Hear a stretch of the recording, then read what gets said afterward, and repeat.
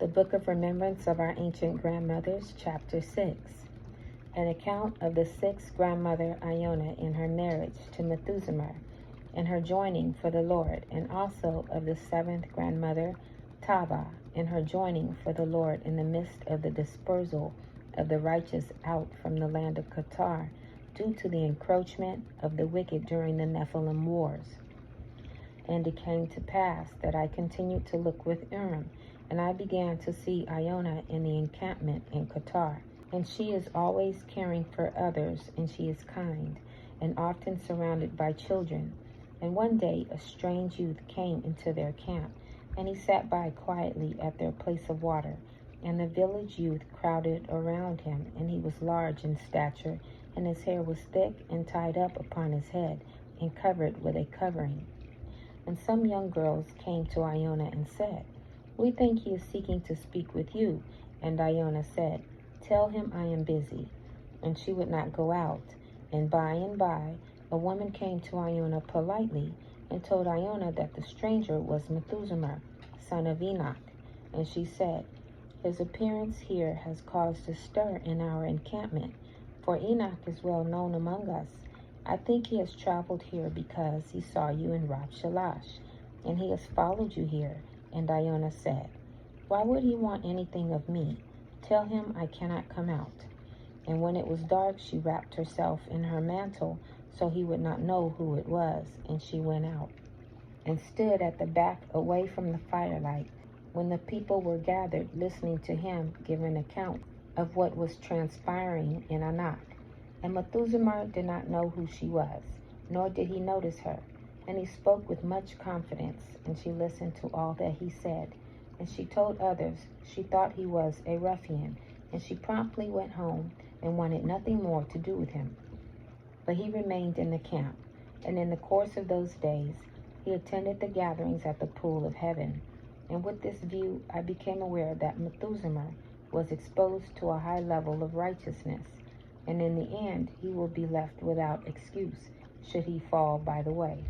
And the people there expected a son of Enoch to teach with understanding, but he remained aloof and quiet. And Methuselah remained to stay for the reason in which they prepare for winter.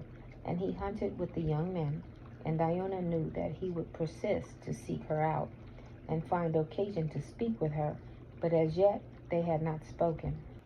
And it came to pass that one day she was laughing and playing with the children, and Methuselah was standing close by, and they spoke to one another, and they began to become acquainted. And in those days an understanding of faith was not well known, and neither Iona nor Methuselah could explain in depth to each other how they would rely on Anokeesed in times of hardship or doubts. And Methuselah did not know about the white stone. And it came to pass that they saw one another often during the winter season. And in the spring he brought her a pure white feather and a very large acorn. And he said, "Will you accept these as espousal gifts?" And he explained, "They mean for me that it is my desire that you always remain pure in your obedience to Motsah the Lamb, and that it is your strength that I need to carry me in times that I may go astray." And thus he explained the white feather and the acorn. And she said, "I will see." And in those days she longed to be with her mother. And when she approached grandmother Aku, she told Iona if Methuselah could love the Lord as his father did, and if he would walk in deep humility and be repentant before the Lord, all their days together would be happy. And Iona was troubled in her spirit, so she sought out the Lord to see what his desire was for her. And I saw that the presence of the Lord came to her, and he said, "You are the rightful rib of this man, abide in me. And be not moved away from all I have declared concerning you, and be steadfast all your days. It is my will that you and he walk together before me in the face of the difficulties of life.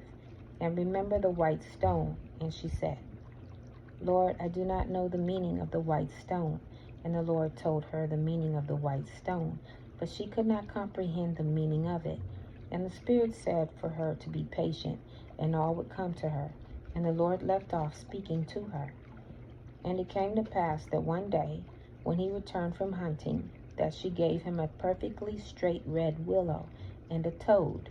And he was delighted, and he said, "What do these mean?" And she said, "What I need from you is for you to forever remain straight in your walk with Anokeesed, and to be like your father in deep humility, seeking forgiveness continually before the great Holy One in all your ways."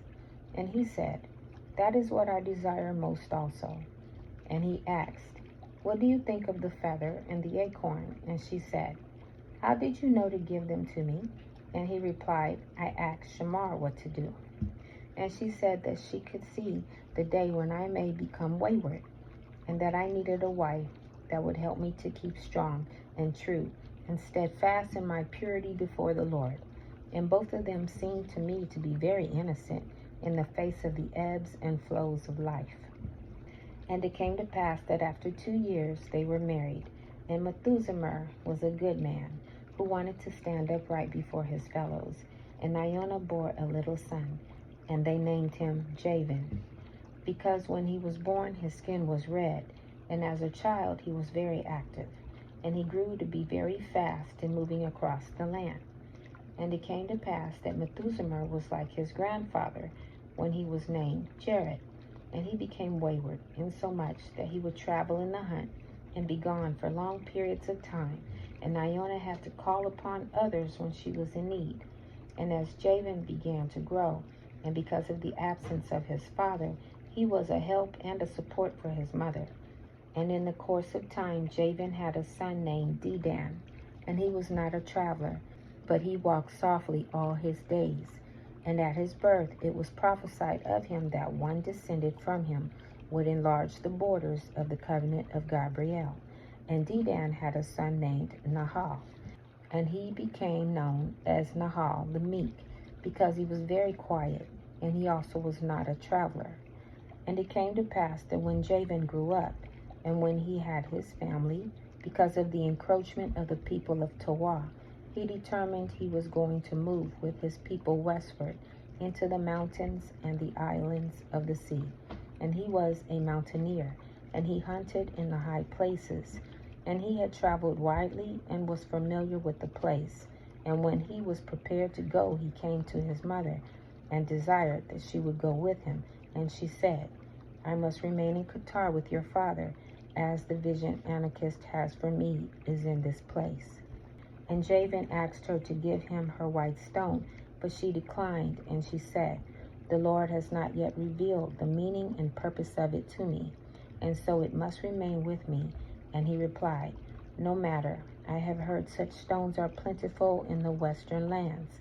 And this time, when I viewed it with I could tell it was chalcedony, and it was very white, and flat, and round, and smooth, with cavities of crystal within it.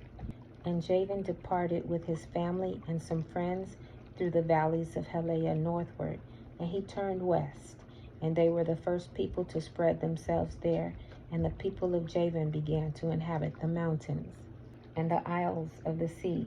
And their offspring were the first to make a type of vessel, which would carry them over the water, and they multiplied. And it was said that when a stranger would inquire where they came from, they would say, "We are from Iona." And thus they came to be called the Ionians.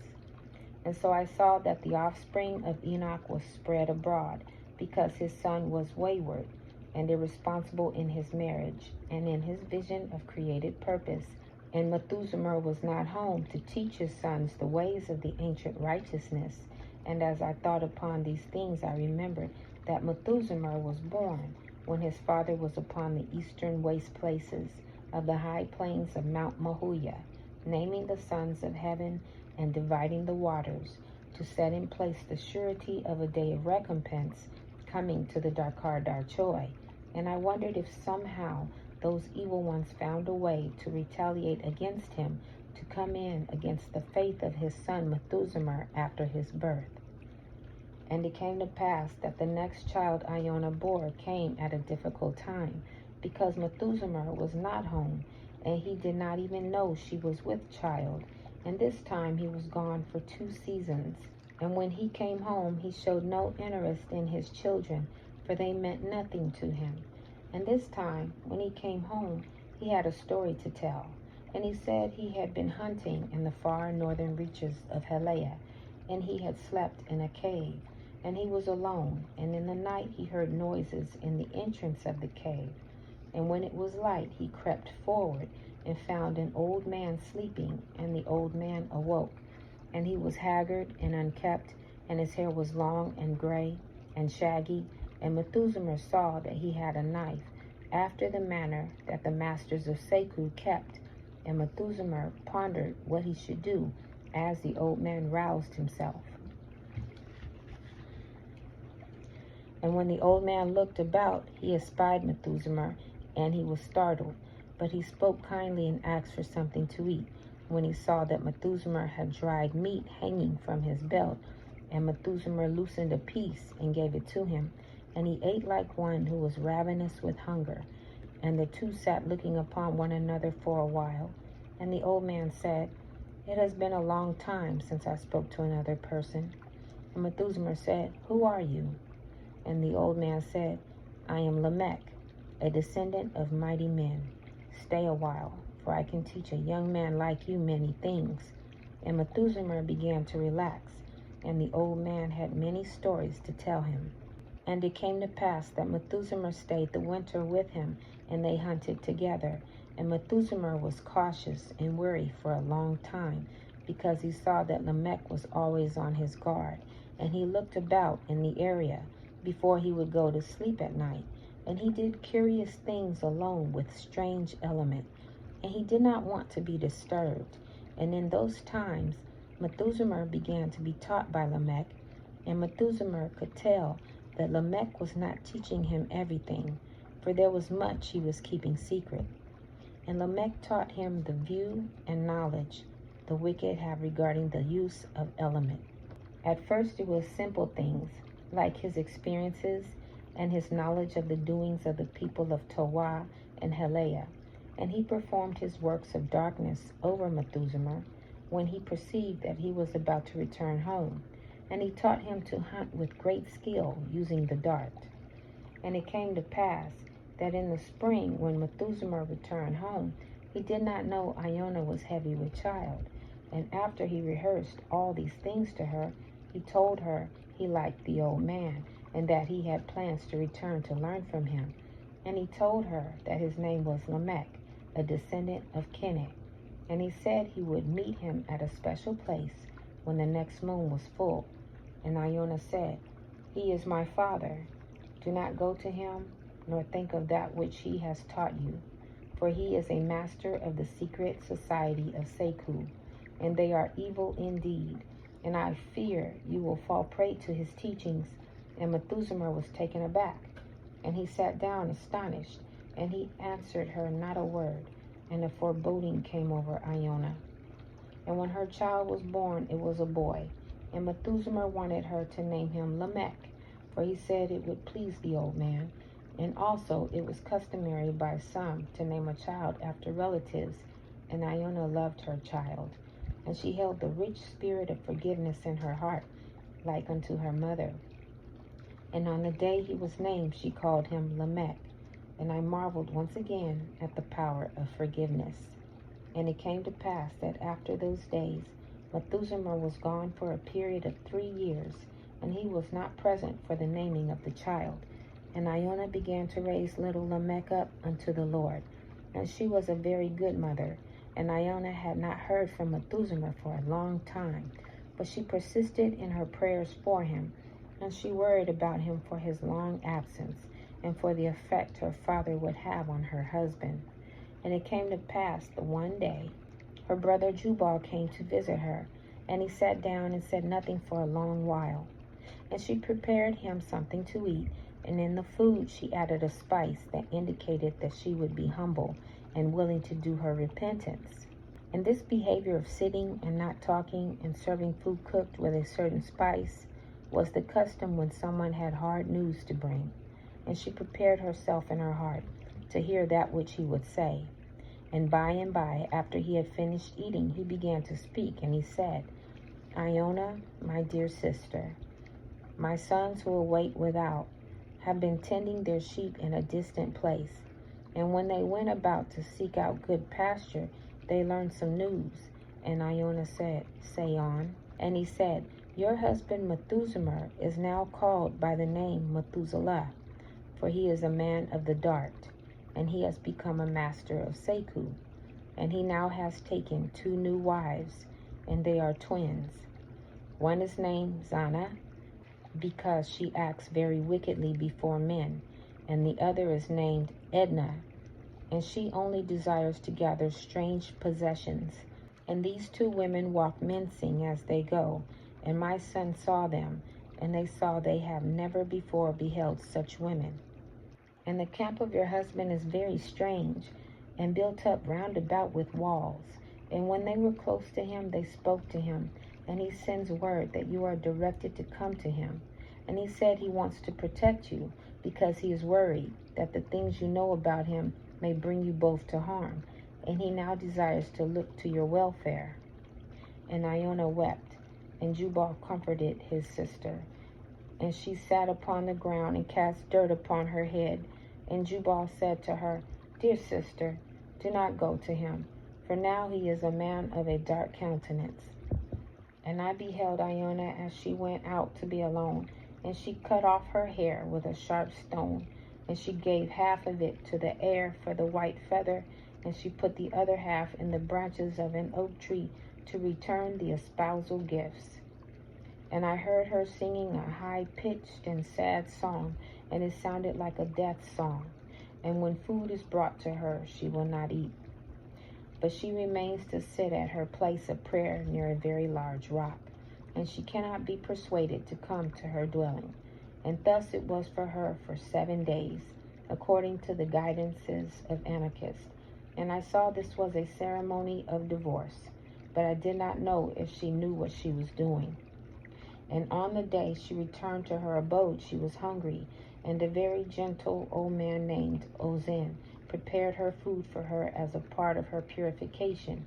And after she had eaten, she entered into her dwelling, and Jubal was there to greet her.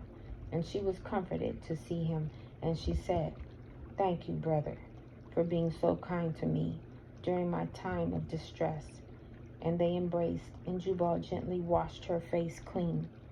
And after a while Jubal said, "I have come to see you again, for I have waited for you to be ready to hear the other news that my sons have brought." And the sons of Jubal and Puthi are named Arak and Amos, and they were bid to enter. And Arak sat very humbly on the earth before Iona, and he said, after we discovered the news of Methuselah, we were on our way home to bring the news to our father, and we had already come this way 2 days' journey. And in the night Motsah brought me a dream, and in the dream I was asked to go visit my grandmother Ta'am. So we turned ourselves about and traveled southeast into the regions of Raphael. And I see that Arak is the oldest, and he is a swift traveler, and he must sometimes linger and move more slowly to wait for his brother. And Arak continued and said, "When we arrived at the place of water, we waited there with some of our kindred, and we wondered why the Lord had sent us there. And soon word spread that the sons of Puthi had come, and we were brought before our grandmother Ta'am. And while we spoke together, a lad came in and told her husband, whose name was Mishor, because of his righteousness, that a messenger had come from the regions of Anak, and he was now at the place of water. And he said he came to inquire after those who might know Iona. And immediately the messenger was sent for, and he came in respectively and sat down, and he was given water and something to eat. And I saw that messengers were held in high regard among the people. And after a while he said, I am sent from Enoch, 7th from Yaatsekawd, and I bear a message to be taken to Iona. And now I hear that her 2 sons are here in this place. And Ta'am said, My daughters have married the brothers of Iona, and these 2 men are the sons of my daughter Puthi. And the messenger was brought into the dwelling place of Mishor and Ta'am, and listeners were sitting by. And when he was ready, he sat before Arak and Amos, and he said, The message is one word: teach. And the tidings from Enoch are in this box. And he handed them a leather pocket which was stitched shut, and which contained a small stone box, and the lid was sealed with pitch. And after a while, the messenger was given gifts and provisions, and a message was sent back with him to be given to Abarah, the brother of Enoch, concerning the pool of heaven. And he departed with the first light of day. And it came to pass that the two sons of Jubal rehearsed the whole matter to Iona, and they handed the pocket containing the stone box to her. And on the lid of the box there was carved a likeness of an ayala head, with the two horns standing up. And all knew they were the guardians of the oaks of Pathak. And the carved figure was known to them to have the message, to learn from the ancient wisdom known in the regions of the hill Pathak, with its oaks of Eden. And the rock said, the tidings from Enoch are here in this box. And I could see that Iona was still wearing her grieving clothes. And she said to all who were assembled, please return to me in 4 days, and I will open the message from Enoch, for I need some time to prepare myself. And in her heart she thought Enoch would reprove her for her wayward husband, because Enoch was the father of her husband. And during her days of repentance she prayed that she would be able to accept the tidings from Enoch. And when all was ready, after the time had passed, Iona was washed and given new garments, and all the encampment and many from all the regions round about were assembled together to hear what the tidings from Enoch would be, and listeners were again in their places. And Iona brought out the box, and she carefully took it out of the pocket, and one of the men carefully heated it up by the light of the sun, and loosened the pitch, sealing it. And when the people saw the carving on the lid of the box, they remembered that one of the names of Enoch was Ayalak. And Iona opened the box, and inside it was the water tablet. And all the people gasped, and Iona wept and exclaimed, why, O Anokeesed, have you remembered your daughter in her unworthiness? And she knew now the meaning of the word teach. And many who were present wondered if the tablet had anything to do with that which was prophesied concerning the flood that would come. But others thought to themselves, how could Anokeesed send word to teach to a woman who was now named by us Alman? Surely it has not been a righteous name that some have put upon her. And I know that Iona was the first woman to be viewed as divorced, and the stigma of it lay heavy upon her, for the name Alman means to be divorced, or a woman who has abandoned her husband. And they were not allowed to be heard speaking at any time. And Iona clutched the tablet close to her bosom, and she rejoiced to think of how her grandfather Yashiyah had taught her how to read the guidance tablet when he was teaching her how to read stone tablets. And I know that the water tablet has instructions on it that will allow a man to have dominion over the waters of the earth. And one who could work the tablet was known as a circle drawer in ancient times, and the wind and the clouds and the thunder would obey him. And it came to pass that after all had left, Iona pondered the words of Jubal when he said, do not go to him, for now he is a man of a dark countenance. And she went with her brother away from where she and Methuselah had dwelt, and she took her children to dwell near the pool of heaven. And it came to pass that when she washed in the pool of heaven, she began again to wonder if she had done the proper thing, to not submit to the request of Methuselah to go to him. And in the presence of the sacred purifying effects of the pool of heaven, when she was alone, she sought the Lord concerning if she should go to her husband, because there never was a woman who abandoned her husband among all the people. And the people never had known of such a thing, and she was reminded daily of it whenever she was called Alman. So she was determined to go before the Lord in earnest, to understand what he thought about the matter. And the Lord drew near with his spirit, and she said, Lord, perhaps my husband will repent like Jared did, and he will return to be a father to his family.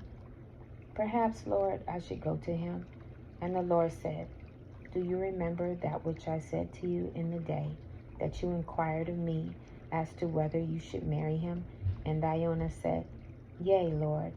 You said that I am the rib of this man, and that I must abide in you, and be not moved away from all you have declared concerning me during all my days. And in her heart she thought upon the white stone. And the Lord said, Methuselah intends mischief upon you and your children. Your task is still to follow where I lead you. And it has been given you by my Father to be the mother of great men in his sight.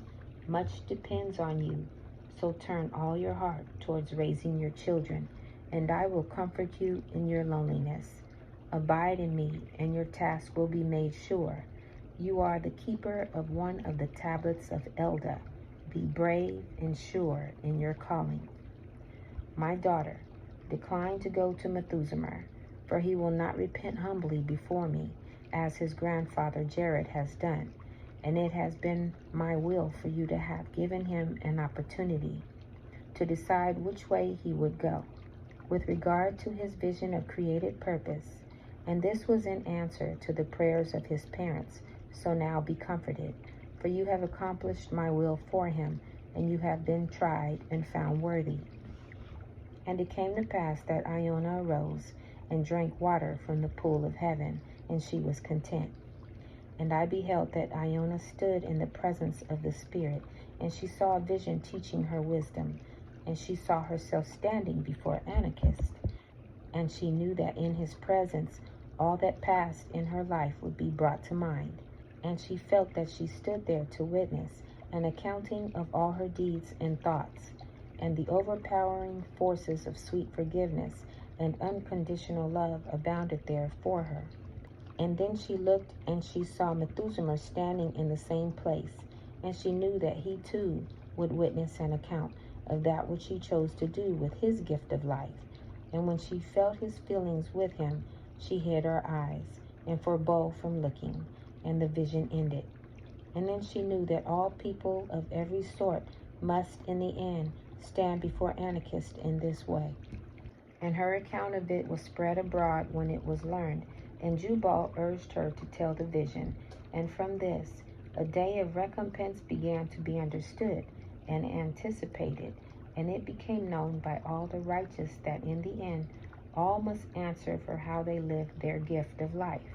And the mood of the righteous was forever changed, and lives began to be lived with deliberation. And Iona joined the people to their responsibility before God, to be virtuous and accountable, she being the sixth grandmother Motsah used in his task. And upon hearing this report, no person of her encampment called her Alman any more. And Lamech her father durst not come to Qatar to seek after her, nor her husband Methuselah either. And young Lamech her son grew before the Lord, and he was gentle, and he was not a traveler, and he was delightful in his walk with his fellows. And he yearned to know all things concerning a knowledge of the Lord. And when he was of the age to be called a man, his mother was preparing a meal for his rite of passage. And as she thought about his passage into manhood, the Spirit of the Lord drew near, and the Lord spoke to her. And the Lord said, You must be diligent to see that your son Lamech finds the rightful rib of his heart. And Iona said, Lord, what must I do? And the Lord said, Be watchful to discover a maiden, who also has been given a white stone on the day of her birth. And when you find her, you and she will be of a kindred spirit in the task that I have for Lamech. And when you find her, you will know that she is the rightful one. And Iona picked up her white stone and held it in her hand, and pondered deeply on all that the Lord had said. And she kept these things in her heart, and told no one. And from that day she began to quietly observe those who passed by in their travels. And it came to pass that some few years passed by, and one day at the ingathering at the pool of heaven, Iona was standing by, and she overheard some maidens laughing and telling of the prophecies that were made known at their births. And one of them told an account of how at her birth her grandfather had sent to her a white stone, and she had always kept it. And after the maidens went their ways, she inquired of the maiden as to her name, and she said, My name is Botan, and I am a daughter of Amazyaddad, son of Enoch. And Iona listened and was polite, but said nothing. And she knew that Amazyaddad was the brother of Methuselah. And Iona went her way, pondering all of this in her heart.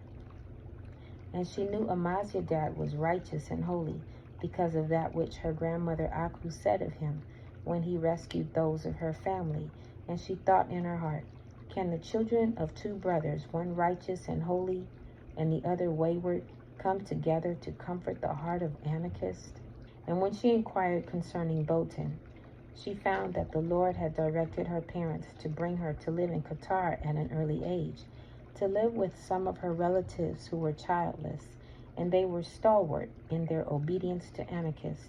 And the name Botan means a holy woman who has a sacred womb. And it was like unto a nut, for when you open the shell, there is a treasure inside. And it was prophesied that she would be one who would in the course of time produce a child, who would bring rest to Anokeesed. And it is known now that this woman Botan would be the mother of Noah. And in her day Botan was one of the foremost women of the earth. And I know that she could look with her eyes and see the presence of Motsah the Lamb in all things. And she could join with the spirits of life he put there, and she would become one of the few in Qatar who would experience personal visits from him. And it came to pass that Iona was troubled, because she did not know the meaning of the white stone. And while she could not ask Pethuia, she could ask Enoch. So she sent word with a traveler who would pass by the place where Enoch dwelt. And he was to say simply, Send word about the white stone to Iona. And 2 years passed away, and one day she was brought word from Enoch, and the message was, Innocent and acceptable. And that message is to say that the one who receives a white stone is deemed to be acceptable to Anokeesed, and you will see that the holy woman Iona, by her determination to do right before Anokeesed, was able to safeguard the visions of her family, which resulted in both the flood of cleansing and the establishment of Shabuah. And after that she again sought out Botan, while they were resorting to the pool of heaven. And when she found her there, they spoke quietly together for a while, and Iona held her hand out with the white stone in it for Botan to see. And the maiden was astonished, and she exclaimed, Do you know the meaning of such a stone? And I was able to see the stone of Botan, and I beheld with that the two stones looked exactly alike. And Iona rehearsed to Botan the message from Enoch, and the maiden sat upon the ground. And Iona said, Dear one, are you troubled? And Botan replied, I have a white stone, the very same as you now hold before me. It was given to me at my birth by my grandfather Enoch, and I have never known what it meant. Who are you? And Iona said, I am Iona, and your father is the brother of my husband. Please come soon to my dwelling to visit with me. And they spoke quietly together to become acquainted. And after these things, Iona pondered in her heart all the Lord had said to her. And she was desirous to do all that the Lord had asked of her. And she went humbly before the Lord alone and said, O Lord, how can I, a humble woman, who has been separated from my mother these long years, and one who has a wayward husband, bless you to give you rest, seeing you are so holy? And the Lord appeared standing before her, and he reached his hand toward her and said, You have blessed me and will bless me. And she said, How so, Lord? And the Lord said, You have followed the example of your mother, and you have raised up your children in holiness of heart in the midst of hard trials. And in this way have I been comforted in my desires for your son. And now I have led you to find my beloved one, Botan. It will come to pass that the children that will be born of these two must be diligently guarded and cared for, and protected and raised up before me, And I have prepared all things before you, so go in peace, and you will find comfort in a new daughter. And it came to pass that Botan came to visit with Iona for a time, and Botan and Lamech became fast friends, and they found their hearts to be one in all they desired for the Lord. And she was tall and had very thick and beautiful hair, like her father Melchizedek. And Lamech was the most like his mother, and he was small and very gentle, and of a mild nature. And his strong love for Anokeesed was known to all his kindred. And in the springtime they had their wedding, and it took place on a high bluff near the pool of heaven. And as I looked with Urim, I saw that at this time the wicked began to encroach into the regions of Qatar, and the righteous there had to depart into the high places, so as not to encounter them. And I saw that many of the old masters of Seku had passed away, or were hunted, and became vagabonds in the earth. And a new generation of masters of this secret society arose, and they were very different than those who had preceded them. The old masters were simple, and just wanted dominance over their fellows, and all their wickedness was pointed toward that end. And they were vile in their lying, and stealing, and murders, and much fornication. But these new masters were such that they lusted after the shedding of blood, and they had no consciences. And they held that the shedding of blood was the center of their religion, and that all the benefits of mystical power came by blood. And these new masters were instructed by Motsah himself in the secrets of darkness, and they were cruel and sinister in all their ways. And I see that the Lord has set his hand to protect his lovely ones from this new and deepening threat. And I have seen that the people of Maween are not subjected to these terrible Nephilim, but the people of Qatar are facing this new depth of darkness. So the Lord set his hand to see to it, by the covenant of Gabriel, that all the righteous would someday return to Eden, and this could be expanded to apply also to the righteous in Qatar, and perhaps even to all the righteous throughout the long duration of the earth. And the Spirit said, there is a gracious woman who has accomplished this for me, and you will see that all of the righteous people of the earth will be greatly blessed because of her joinings. And as I looked to see the women who had done this, I began to see a woman of profound charity. And the Lord said, let me show you this daughter of mine. Her name is Chavah, for it was prophesied at her birth that she could join all the desires of Anokeesed to the desires of the righteous. And it was not known in her day, but the effect of her joining carried on for a multitude of generations. And she was espoused to a young man named Nahal, the great-grandson of Iona. And he is a descendant of Azan and Emery. And when he was a lad, it was told his mother that he would be one who would lead the people gently on in their way to Eden and Anokeesed. And had I beheld this wonderful maiden, I saw that she was espoused and lived yet with her mother. And she placed a gourd around her shoulders that was carried by a cord. And she is going to get water. And as she approached a rise and can look down to where the water is found, she saw a stranger sitting there on a large rock. And she can tell by his garment that he is a stranger.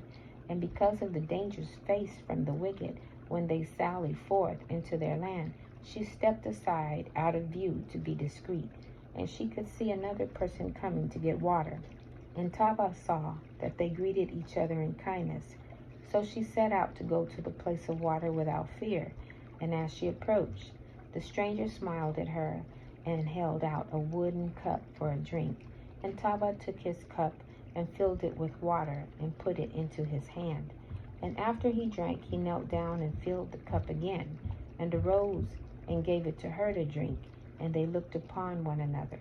And Chavah was filled with the Spirit, and she knelt down before him, and he said, Dear maiden, my father Anokeesed desires that all of his children be able to return to Eden during the course of the earth, and that the covenant of Gabriel may in this way be expanded. You are the fillings made flesh of one who can lead the righteous there. Will you perform a task for me?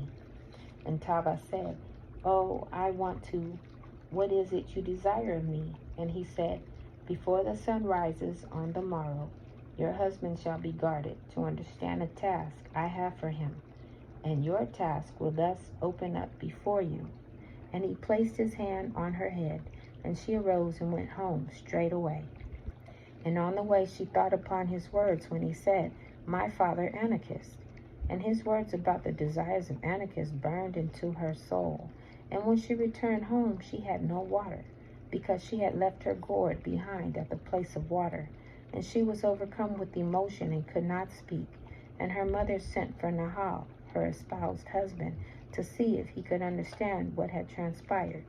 And Chavah said to Nahal, "He asked me to perform a task for him, and he said that Anokeesed was his father. And when he gave me a drink, my soul was filled to overflowing." And Nahal said, "What is the task he asked of you?" And she rehearsed his words when he said, "My father Anokeesed desires that all his children be able to return to Eden during the course of the earth, and that the covenant of Gabriel may in this way be expanded." And she told Nahal that he had said further that she was the feelings made flesh of one who can lead the righteous back to Eden. And upon hearing this, Nahal was astonished, and he said, "It is my vision to lead people gently on toward Anokeesed, who was the stranger. How can he know of such things?" And Nahal went with haste to the place of water. And when he arrived, no one was there, but he found the little wooden cup sitting upon the rock. And he called out, "O man of Anokeesed, where are you? I want to speak with you." And as he looked about, he espied a man walking, who wore the garment of a stranger. And he stopped walking and turned to look toward Nahal. And he sat upon the ground, and Nahal approached him gently. And he was afraid to ask the man who he was, but as he drew closer, he knew it was Motsah the lamb. And Nahal knelt before the Lord. And the Lord put his hand upon his shoulder, and he said, "My son, I have prepared you for this day, and I have called you to be a gentle guide. Now I have come to call upon your rib to perform a task for me." And she is filled with the desires of those in heaven, and her soul is filled with longings that Anokeesed have happiness in his world, and that he should not have the burden of grief because of the acts of the wicked. And I have promised those who have gone before her that whatsoever things she should ask for in righteousness will be done. Now go, and I will give you to know how to prepare the way for her so she can fulfill her task." And Nahal bowed his head and worshipped. And when he opened his eyes, the Lord was gone. And Nahal returned home to the mother of Chavah, because he too was overcome and could not speak. And word was spread in the camp that something had happened to them, and the people gathered to hear the news. And it came to pass that in the night Nahal had a dream, and in his dream he saw a man walking in a stream, and he picked up a stone, and he clung to it, and praised Anokeesed, and he put it in a pocket that he wore over one shoulder. And again he saw the same man upon Mount Qatar gather another stone like the first. And I saw that the stones were shaped like the smoke on the tablet of the day of recompense, and could fit in the hand. And the stones were just alike. And the man laid them together upon an altar, and he asked the Lord to bring the spirit of Eden to Qatar. And then the dream ended. And Nahal said, "I do not know what it means." And all the people assembled in the encampment began to discuss the dream, and no one could tell what it meant. But an old woman said that Micah of old had done such a thing at an altar by a high mountain lake, and she knew an old man who was just a lad when he had accompanied Micah there, and she said, "Perhaps he still lives and can tell you of it."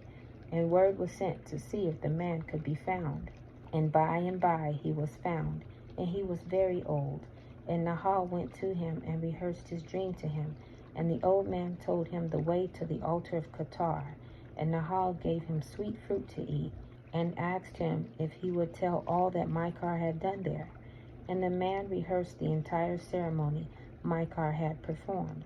And when he was finished, Nahal said to him, "Thank you, Father, for your help. I am one who was thus sent to prepare the way before the Lord for my rib." And there comes one after me, who will join the hearts of the children to their father, and the heart of the father is turned to his children.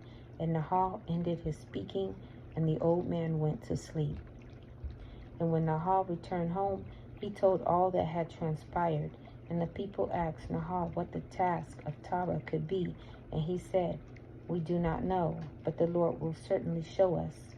And the people were anxious to know how the Lord might be served, and many of them were willing to help. And it came to pass, when all was ready, a company of them set out to find the high mountain lake and the altar of Micah. And they journeyed southward to the high mountain sea. And they found the altar on the south side of the water facing west. And Nahal prepared the altar, and replaced the 2 stones of witness upon it, for they had fallen off, and lay undisturbed upon the ground in that place. And as he did so, he declared that one was a rock of witness for the covenant of Gabriel from the waters of Simcha, and the other was a rock of witness that the fillings of Eden were come to Qatar. And he declared that because the fillings of Eden were in Qatar, that the covenant of Gabriel should apply to the people there also.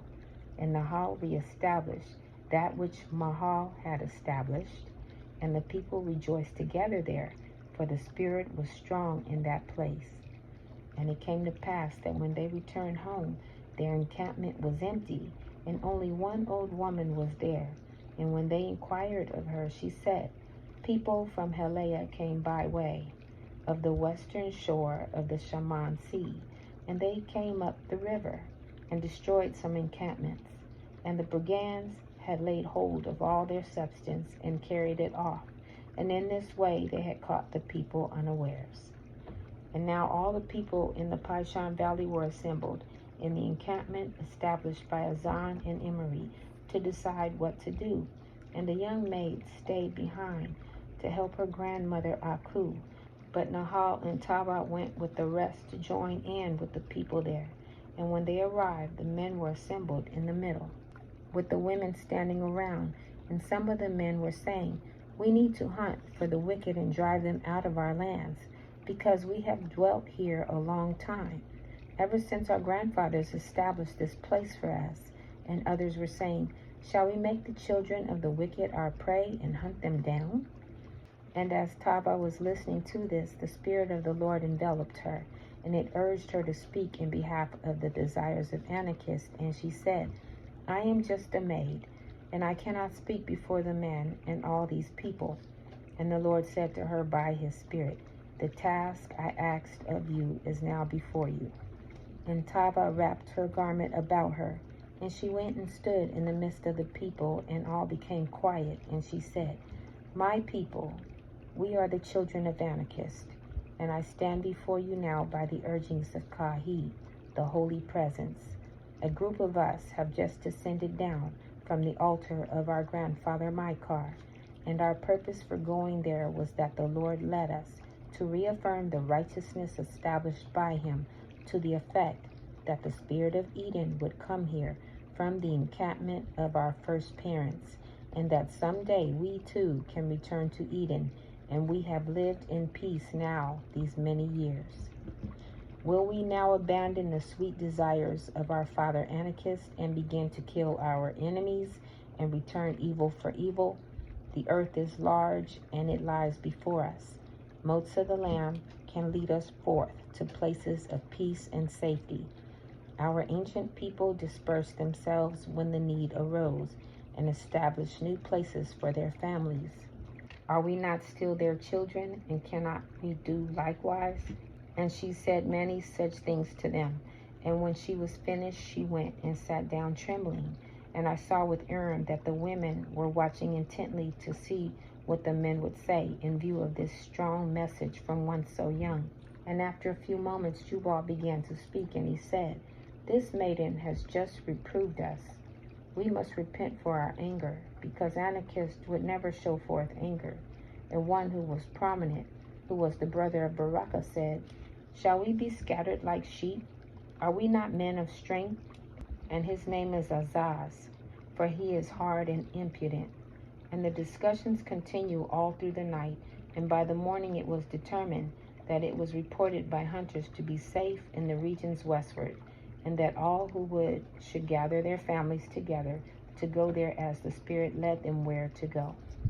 But the children of Yashiyah and Yaatsekawd would not leave the encampment their parents had established, and they were determined to not allow themselves to be occupied by the people of Halayah.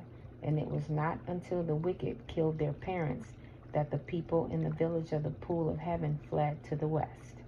And thus we see that this maiden Chavah changed the entire course of the people of Qatar. For had they remained to fight against evil, they would have departed away from the desire of their father Anokeesed, and his desire for his children to return to Eden would have been thus limited to the people of Maween. But now, because of her, a gentle people would endure after the flood to continue to walk in the pathway of Anokeesed. And after seeing these things, I thought about the 10th guidance of Anokeesed, which says, "You shall endure the burden of oppression without violence." And it was a holy woman who turned the hearts of the children to their father, and allowed her husband to enlarge the covenant of Gabriel. And I know plainly that if the people of Qatar had remained to fight, they would have become hardened, and the inheritance of loving kindness that Anokeesed has for his children would have been lost. And this was because out of those who left Qatar came Noah and Melchizedek, who brought forth the flood and established Shabuah. And Chavah was able to bring the spirit of Eden back to her people to preside at a critical moment, because Nahal had done the ceremony to call the spirit of Eden forth to be renewed again. And Chavah, whose name means to be filled with the desires of Anokeesed, acted on behalf of Motsah the lamb. And out of all the ancient grandmothers who came to his aid, this young maiden is directly responsible for the course the world took in both the lives of the righteous and the wicked. And she joined all the desires of Anokeesed to the desires of the righteous. And it is an amazing thing to me that Chavah was but a youth and not old enough to be married when she influenced her people away from the acts of violence and moved them firmly back into the path of loving kindness. And she is the 7th grandmother to come to the aid of Motsah the lamb in his task to prepare the world of his father for the long duration. And it came to pass that many of the righteous in Qatar must needs flee for their safety. And some became scattered abroad, and some went to the east, into the regions of Maween, and some went westward as Javan had done, and soon there were few who remained in Qatar. And it came to pass that Yashiyah and Yaatsekawd refused to leave the pool of heaven, and some stayed behind to help them, because the old couple were too weak to travel. And it came to pass that the wicked masters of Halayah brought into being Nephilim, intended to seek out the principal men of service in the authority of Elder, to destroy them. And 2 of the masters of Seku came to Qatar with such a Nephilim, whose name was Bohu.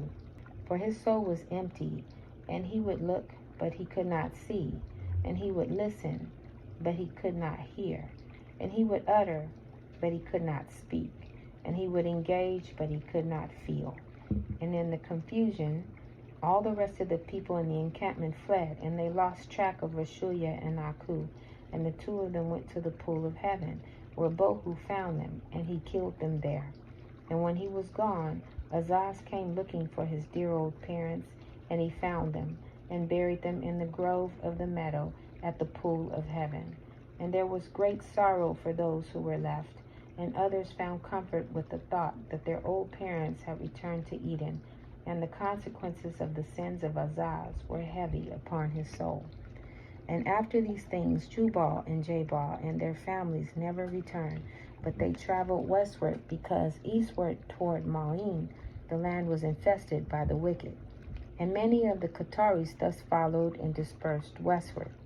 And the Nephilim wars among the wicked became fierce, and fear rose up like the smoke in all their encampments. And I beheld with Urim that a strange spirit began to descend upon the wicked, and it seemed irresistible. And it compelled them to want to gather in the regions of Halayah, out from all of their domain. And they desired to gather into one body, so it could be determined who would have supreme dominance over them all. And in their minds they intended to rule over the whole earth. And each of the masters of Seku was determined that he should be the grand master. And their intention was to have one grand assembly, and they all prepared themselves with what they considered the means to overcome their fellows, and weapons were seen everywhere. And it came to pass that by this strong spirit the wicked felt compelled to migrate into the valleys of Heliah. And the migration lasted for 7 years, in an attempt to join into one body. And each of them proceeded with utmost caution to protect their secrets, which were that which they used to try to overcome their enemies. And it was very difficult for them to defend themselves, because they all had slaves, and only some of which were faithful to them. But there was strong hatred toward them on the part of others, and these could not be trusted. Thus many of the masters of Seku decided to cause their servants and slaves to make oaths of allegiance with self-cursings, which are called imprecations. And the ones who would not take such oaths to maintain their secrets were abandoned and left behind. And there were thousands who were left stranded and destitute, with no provisions or skills to live. And they milled about, and they did not know how to care for one another or organize themselves, except by that which they had already known as slaves. And many perished by violence, and for the want of food, and blood was poured out upon the earth. And they began with difficulty to establish themselves in the areas where they were left. And those who could manage to provide for themselves and stay together went southward, for they feared the regions of Mahuya and Qatar.